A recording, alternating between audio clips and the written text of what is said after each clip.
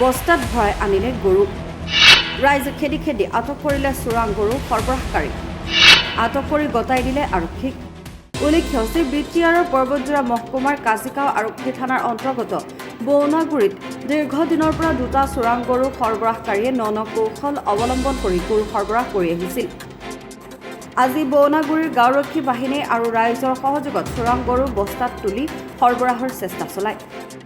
পৰ্বতজোৰাৰ বাছবাৰীৰ পৰা ৰাইজে খেদি খেদি চোৰাং গৰু সৰবৰাহকাৰীক আটক কৰি বান্ধি ৰাখি কাজিগাঁও আৰক্ষীক খবৰ দিয়ে। ৰূপসী আৰক্ষীয়ে চোৰাং গৰু সৰবৰাহকাৰীক কৰায়ত্ব কৰি তদন্ত অব্যাহত ৰাখে। আটকাধীন চোৰাং গৰু সৰবৰাহকাৰী দুটা ক্ৰমে সাইফুল ইছলাম ঘৰ গৌৰীপুৰৰ বাগুলামাৰীত আৰু আনটো নাম জাহাংগীৰ আলম ঘৰ জৰুৱাচৰ বুলি জানিব পৰা গৈছে। গৰু কঢ়িয়াই অনা দুচকীয়া বাহনখনৰ নম্বৰ হৈছে AS17N3449। এটা গৰু আৰু দুটা মানুহ ইয়াৰ পৰা মানে বস্তাত ভৰাই লৈ যাব লাগিছে। ৰাইজৰ মানুহ গৰু সন্দেহ কৰি তাকে ৰখাইছে। ৰখাই কাৰণে এই গৰুটো দেখা গ'ল গৰু একটা সৰু গৰু বস্তাত ভৰাই লৈছে। সেইকাৰণে ৰাইজে মানে সন্দেহৰ ওপৰত ধৰিছে। গাঁওখনৰ কি নাম আছিল? গাঁওখন আছে আমাৰ বন্যাগুৰি পাটকুৰি চাপলিগ্ৰাম বুলি কয়। এতিয়া কি হৈছে? এতিয়া মানে আমাৰ প্ৰশাসন আহিছে, ৰূপসীৰ ফালৰ পৰা প্ৰশাসন আহি কিনে সেইটো চালি গাড়ীত মানে গৰুটো চিজ কৰিলে, বাইক এটা চিজ কৰিলে, ষ্টৰ দুটা লৈ গ'ল। বাছবাৰীৰ ঘৰৰ পৰা চুৰি আনিছিলে। সিহঁতেও ফ'ল' কৰি আছিল, কিন্তু পোৱা নাই। 100 বা 80 বেগত গাড়ী কৰি চলাইছিল না, সেইকাৰণে পোৱা নাই সিহঁতে।